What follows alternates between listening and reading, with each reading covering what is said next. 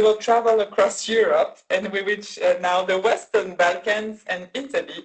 And so it's my pleasure to welcome our three next guest speakers. So we have Donato Iacobucci.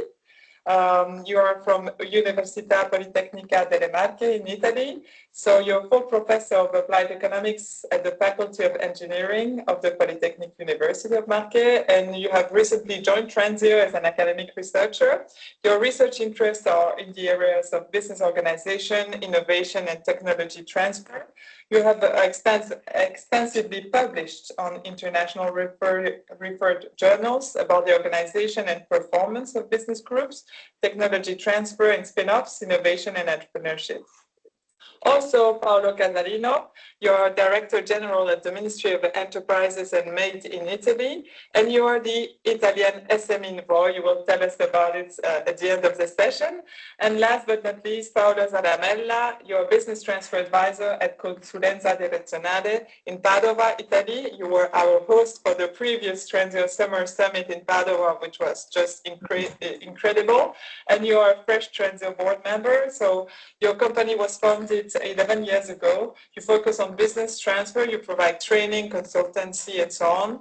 You're involved in many EU projects focused on business transfer topics and connected issues like entrepreneurship, leadership strategies, next generations training, and so on. And together with Mr. Casalino and other Italian stakeholders, you are busy developing the business transfer ecosystem in Italy. So we know that Italy is a very rich, mature country in terms of business transfer. There's a lot of maturity on the market, but they still need to structure the ecosystem. And so you have taken the lead also with Mr. Casalino, who put this topic high on the agenda of the Ministry of Economy. So it's really important. And by the way, we had the opportunity to discover Donato Iacobucci when we were in Padova, and we said, okay, it would be also great to have insights about the Western Balkans, which is also working a lot with Italy. So, gentlemen, I think you're all there connected, and we will start, I think, with Donato. Donato? Yes, thank you, Maria, for this wonderful presentation. Will I be able? I see that I'm not able to share the slides. So what will happen?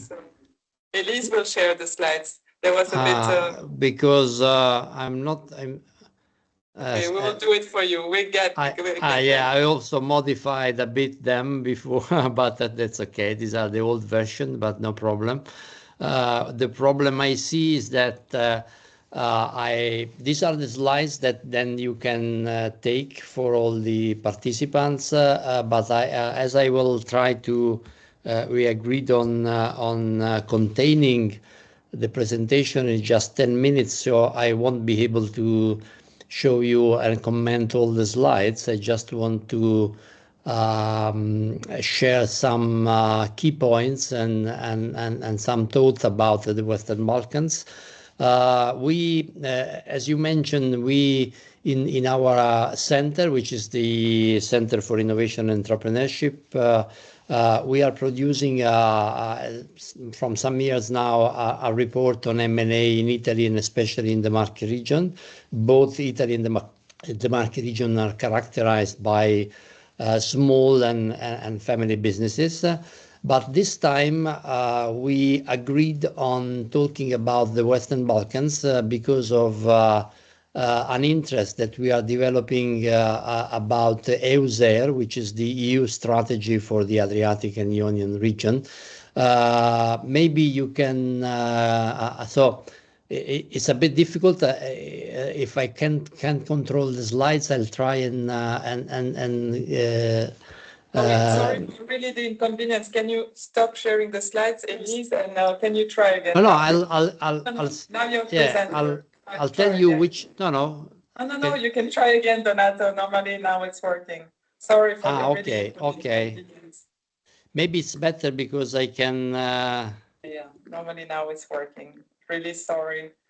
No problem. It's for you because maybe I can skip the. Can you? So share. Can you see the slides now? Yes, we can. Yeah, maybe it's better because, as I Of said, course, it's I'll. better. So sorry for the inconvenience. No, no, Now we no, are no looking problem. forward to listening to No, M&A in the Western I Balkans. mean, Thank you, no, Donato. it's the same. It's the same as someone, but because I want to skip most of them, so just to. That's okay. Go ahead. Why the Western Balkans? It's you may know it's oh wow, what is the, but I can. Wow. Okay. The Western Balkans is the part of, you see in the map. It's in the southeast eastern part of Europe.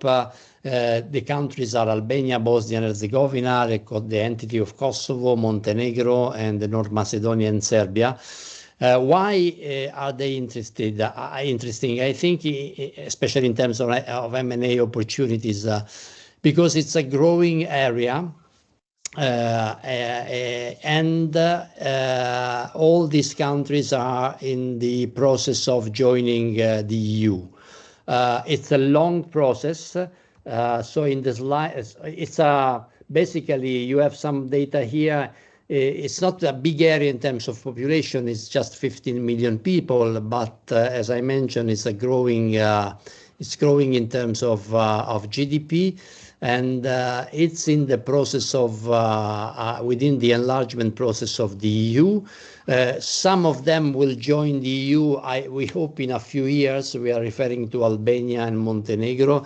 For other countries, the process will be longer, but they are still within several programs. They are part of several programs and agreements with the EU. So they are not interesting as economies per se, but also for the possibility to the wide EU market.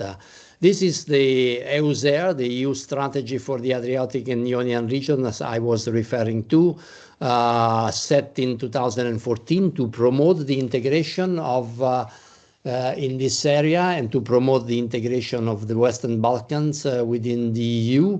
And within this project, with this EU strategy, around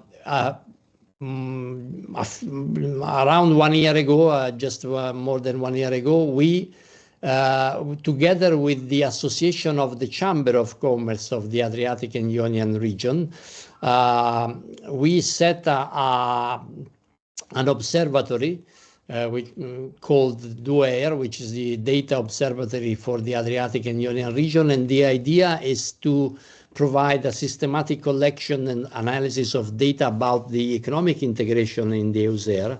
And we are specifically looking at the foreign direct investment, so the investment of companies in the area, and also the other economic phenomena like the trade exchanges and the traffic in maritime and airports in ports and airports in the area. What I'm presenting you today are a few data about FDI, the foreign direct investment, so the investments made by companies in the area. These are the data about inward, which is the investment that these countries receive from abroad, and the outward, which is the investment that they do abroad, as you see, and it's obvious these are in some way developing countries. So it is what is important is the investment that they receive from abroad rather than the investment that companies in these countries made abroad. Although these are billions of dollars, although they don't seem very large amount, they are very important if we compare these data with the GDP of this country. So if I skip this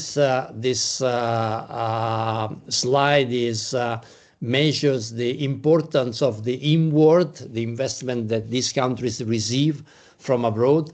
It is on the percentage of the GDP, and you may see that for some countries, take Albania, for example, or also North Macedonia, the amount of foreign investment is very, very important in terms of the relevance on their GDP. In this slide, I put Italy just as a reference point. Italy, as you see, being an advanced country, as a more the outward is more relevant than the inward, which is the Italian companies that are investing abroad rather than foreign companies investing in Italy. While in the case of the Western Balkan countries, it's exactly the opposite. So they are receiving a lot of foreign investment. I will not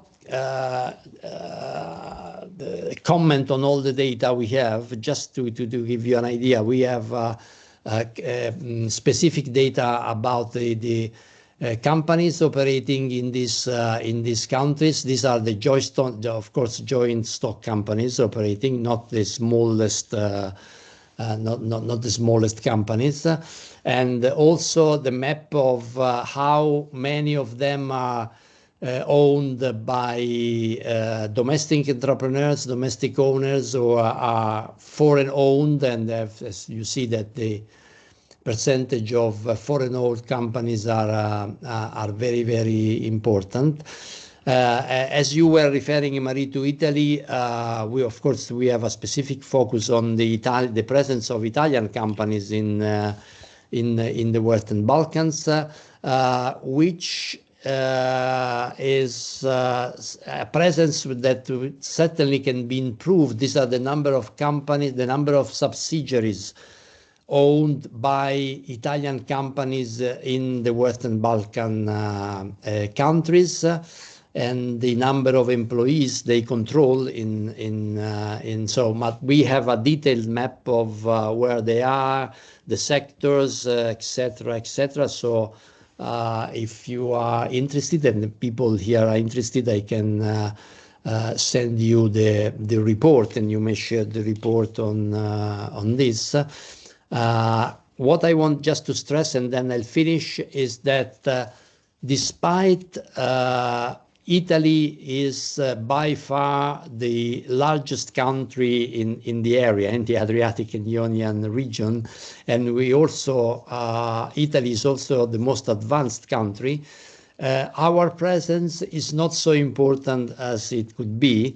And this is also because, as was mentioned before, Italy is a country dominated by small and family firms, and so they are not very active in acquisitions or in foreign countries. This slide ranks the position of Italy within the Balkan countries in terms of countries of inward for direct investment. So in none of the countries we are in the first three positions. Even Albania, I will show you the case of Albania, because Albania, we have there's a lot of connections between Italy and Albania. We have a lot of Albanians in Italy, and nevertheless, as you see here, Italy ranks at the 4th place in terms of foreign direct investment in Albania. Switzerland is more active, Netherlands, and it is not by chance, because Switzerland and Netherlands, in Switzerland and Netherlands, we have a lot of large companies, more able to, of course, more active in foreign acquisition. And also Turkey, of course, as you may guess, for historical reasons, Turkey is very active in Turkish firms are very active in the Western Balkans.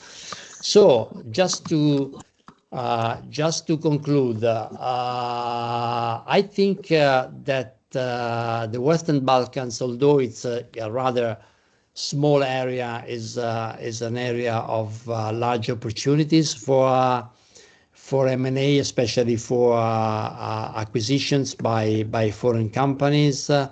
Of course, there are still several questions opened and which are under the discussion between these countries and the EU Commission. The level of corruption, in some cases there are political instabilities, as you know, but nevertheless it's a growing area. There are good perspective of integration within the EU. So I think that this enlargement process will certainly increase the opportunities for M&A in the area. And the last point I stress is that Italy, because we were talking about, you asked me about Italy, so Italy at the moment has a very important and relevant geopolitical role. We are very much we are sponsoring the integration of these countries within the EU, but we certainly have may increase our relevance in terms of business integration. I just mentioned as a last point that besides the reports that we are producing, and if you want, we can share and the data. We are organizing a conference each year, the Redete conference, and Paolo knows very well.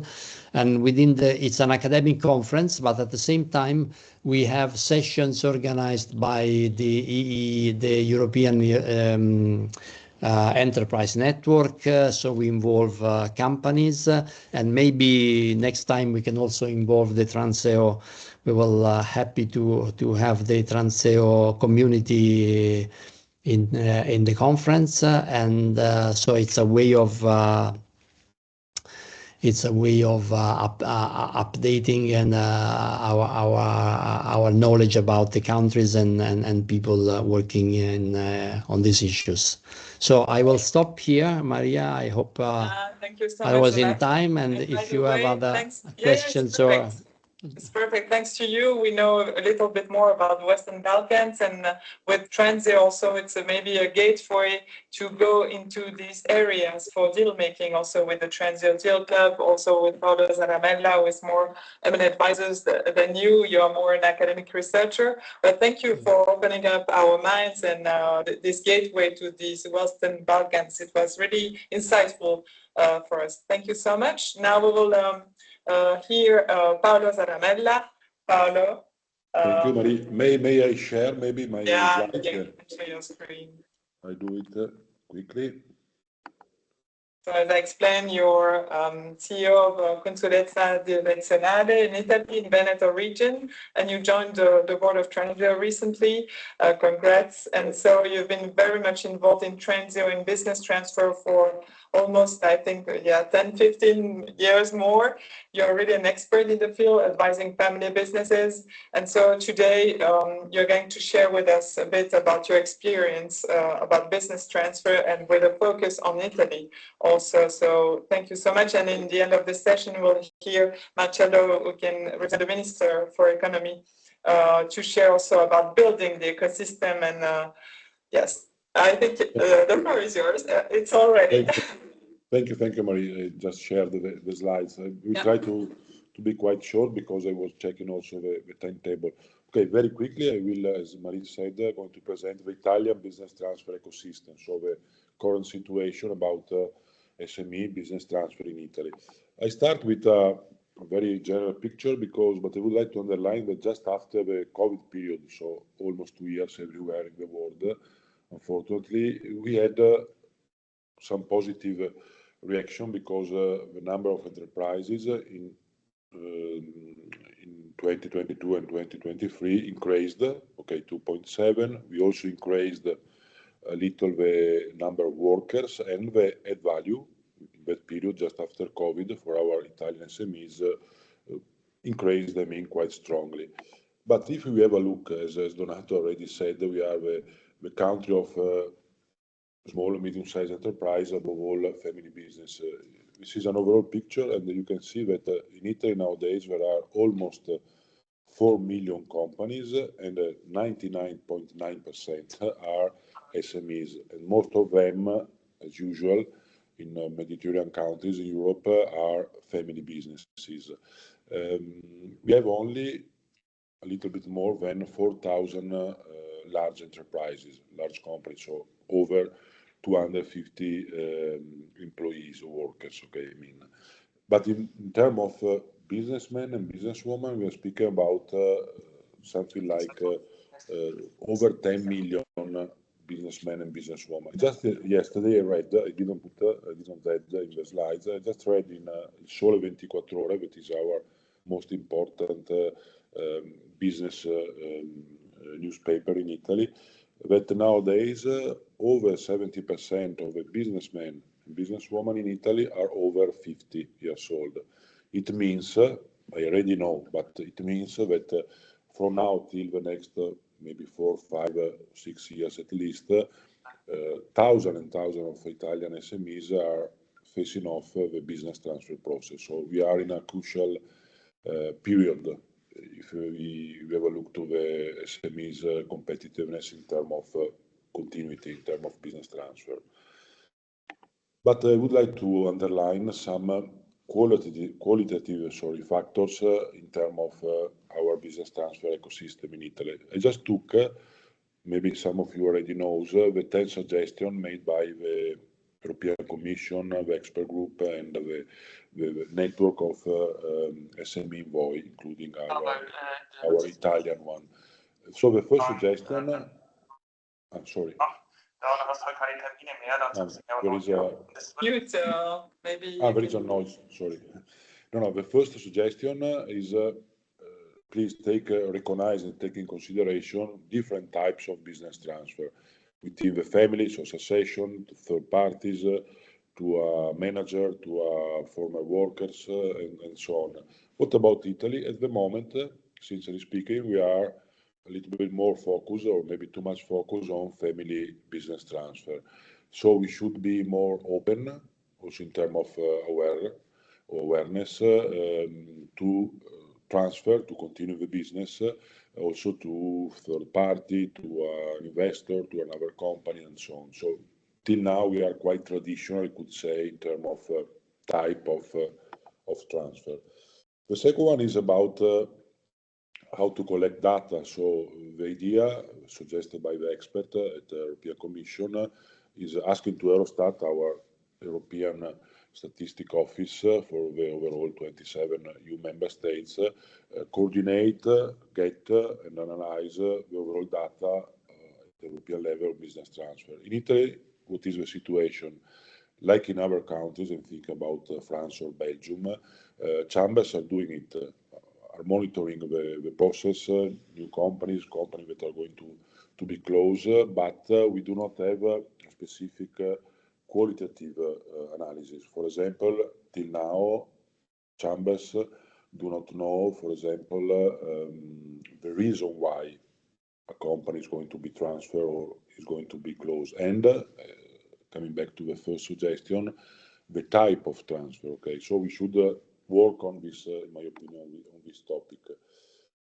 Okay, this is this third suggestion is close to the second one. So, for example, I suggested early survey for quantitative, both, but also qualitative trends or needs could be really welcome also in Italy. About the education, some example of promoting initiative and so on, we are doing something, above all, some universities, including, for example, Ancona, or some business school, above all in the north part of Italy, are doing it. But we still need some, it's a working process. We need some improvement, in my opinion. About youth-founded projects and programs, already Marie said that, for example, also many years ago with Tony Brunello, that has been one of the first Italian Transio member many years ago. For example, we have done some new projects, above all were Horizon, Interreg, so cross-border cooperation and so on.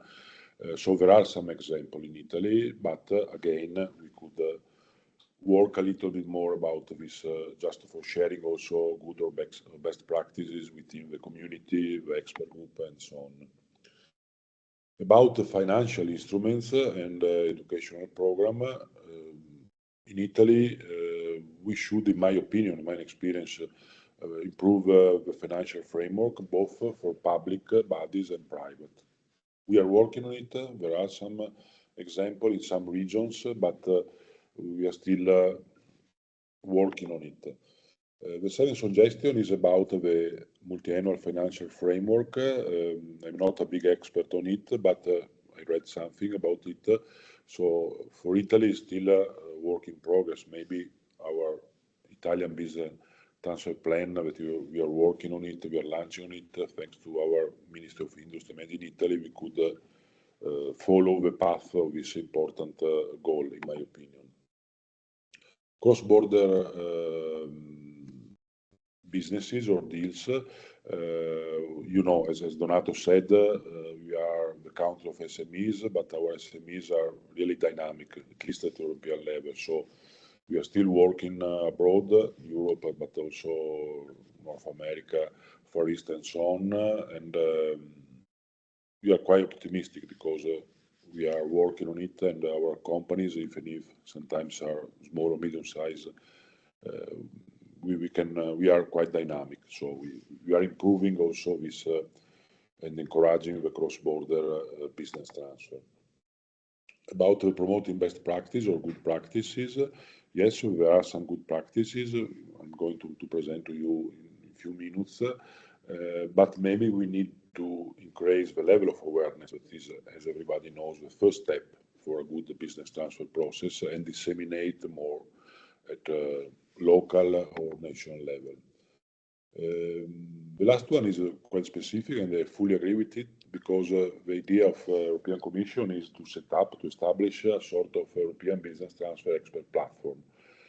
In my opinion, it's important because in Italy we have a good or very good expert community on it, fiscal expert, consultants, advisor, experts, lawyers, and so on, but everybody knows that when we are speaking about business transfer, we need also specific skills and competencies. So this kind of business transfer expert platform is really welcome. I'm going to finish because almost everybody knows this 200 or 300 pages report made last June, last year.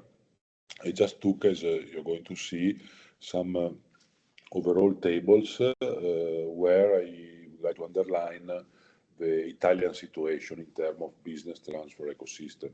I start. Paolo, sorry to interrupt. Just the connection is not so good on your side. I think so. It's blurred. So anyway, we'll share the slides, but you can still comment. But we, at least here in Belgium, we cannot see properly your slides just now. But you can continue. Just commenting what's left there. Sorry, maybe there is an issue with my connection. I'm sorry for that. Anyway, as I just wanted to let you know, but I leave you to finish.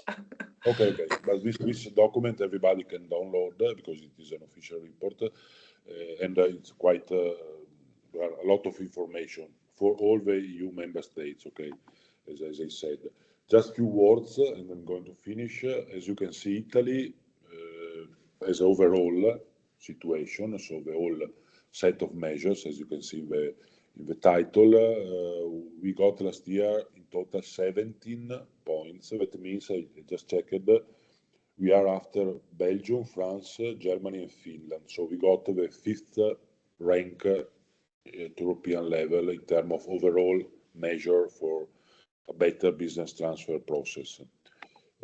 I'm not going to read. These are 4 different tables about fiscal measures. As you can see, Italy is so and so. We should improve some fiscal measures. We have to work, on it. About legal and administrative measures, we are a little better. Okay, we got 4 points up to 5. But again, companies are asking, please, dear government, or at the regional national level, give us a better legal and administrative framework for our business transfer. About financial measures, we are in the middle, so we got some good ranks and some good measures, but again, we can improve it. About other support measures like good practices, EU process, and so on, we are able to cover 7 aspects, okay, or topics.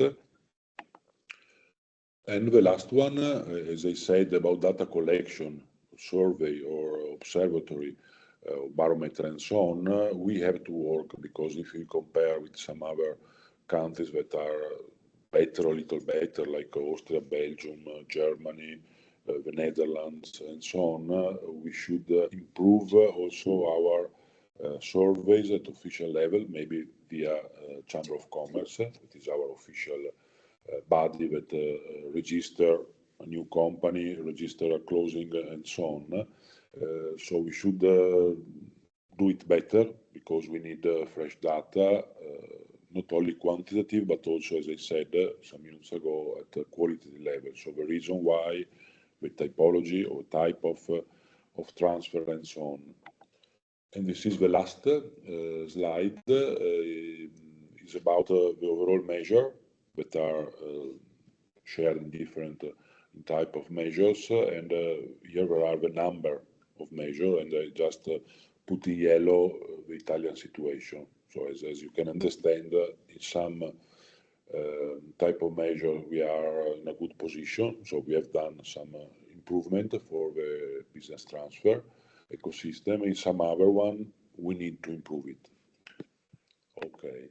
Thank you so much, Paolo, and sorry for the inconvenience for the bad connection, but again, we will send the slides. And we have... Maybe it's my connection that is not so... Oh, don't worry. Thank you so much for preparing, and we will share this report and the slides. It's really interesting. It was a report to show where progress should be made by member states. We have the chance to have a representative of the Ministry for Economy, Marcello. So thank you for being here. I think you represent Mr. Casalino, who cannot make it today. He was there in Padova with us in June, and it was really a pleasure to have the support of the Ministry of Economy on business transfer. It's really important. So I will give you a comment for a few minutes, maybe, on this Italian business transfer ecosystem. Yes, thank you, Marie. I'm here on behalf of the Italian SME Envoy, the General Director, Paolo Casalino, of the Ministry of Enterprise and Made in Italy, who unfortunately could not join us today due to urgent institutional commitments. So he asked me to convey his warm regard and his full support to the work carried out by this community.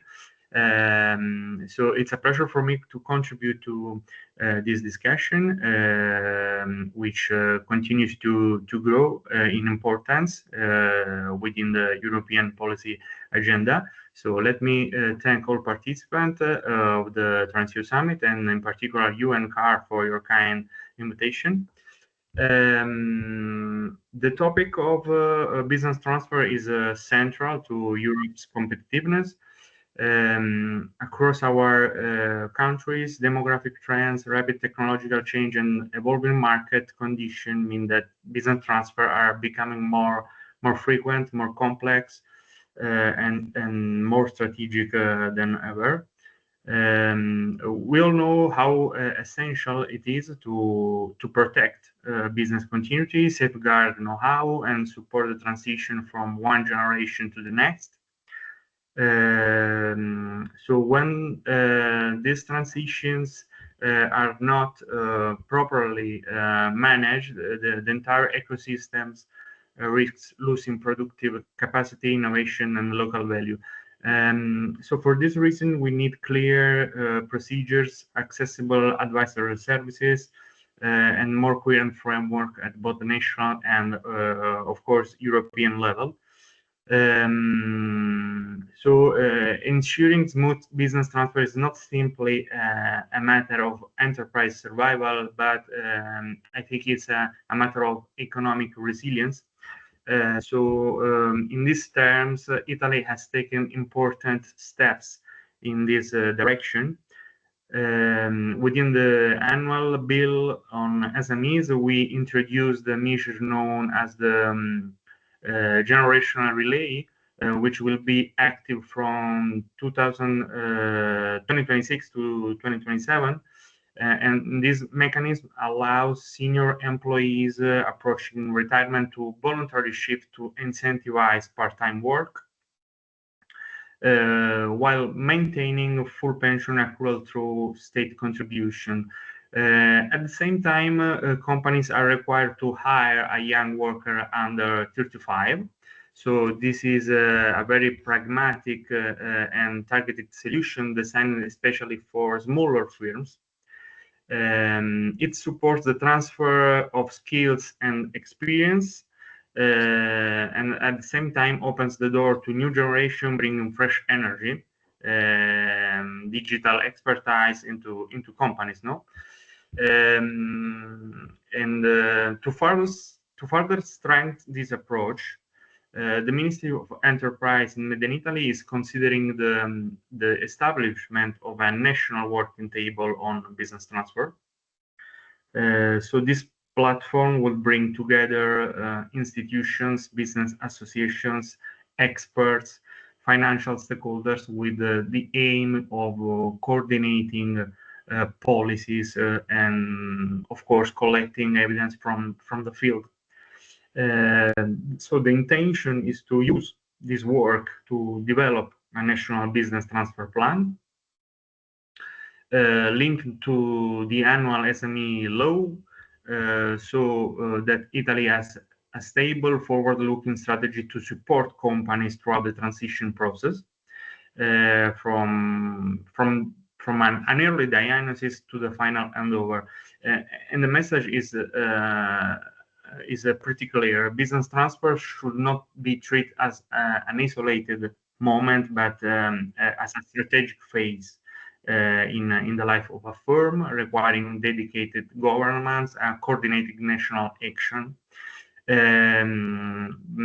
But of course, at the same time, business transfer depend on the broader environment which SMEs operate. So this is why Italy is actively contributing to debate on the reform of the EU public procurement directives. Italy supports simplification, harmonization, innovation, and of course a more strategic use of a public demand in sectors that are essential for Europe. And in this context, Italy recently adopted a new law that reserves a minimum quota of public contracts for SMEs. While not directly a business transfer measure, it strengthens SMEs at a crucial moment in their life cycle, helping them maintaining market access, invest in skills, and face transition with greater resilience. It's a part of a broader strategy. Aimed at reinforcing the competitiveness and stability of our SMEs, which remain the backbone of our productive system. Thank you so much. You have 1 or 2 minutes left. I'm really sorry, Marcello. No, yes. I'm to conclude. Let me once again thank you and for this opportunity. And of course, business transfer is about continuity, about preserving the value that the generations have built. So the Italian SME Envoy looks forward to continuing this dialogue with you, and he hopes to meet you again in Luxembourg at the next Transeo gathering. So thank you, Mary. Thank you so much, Marcello, and say hi to Mr. Casalino. And we are really happy to see you move for business transfer. You do a lot of things at the Italian level, so thank you so much, and thanks for your time today. Thank you. Maybe a last word quickly from Donato or Zaramella to conclude this session about Balkans and Italy, or it's okay like this? No, everything's clear, yeah. Thank you.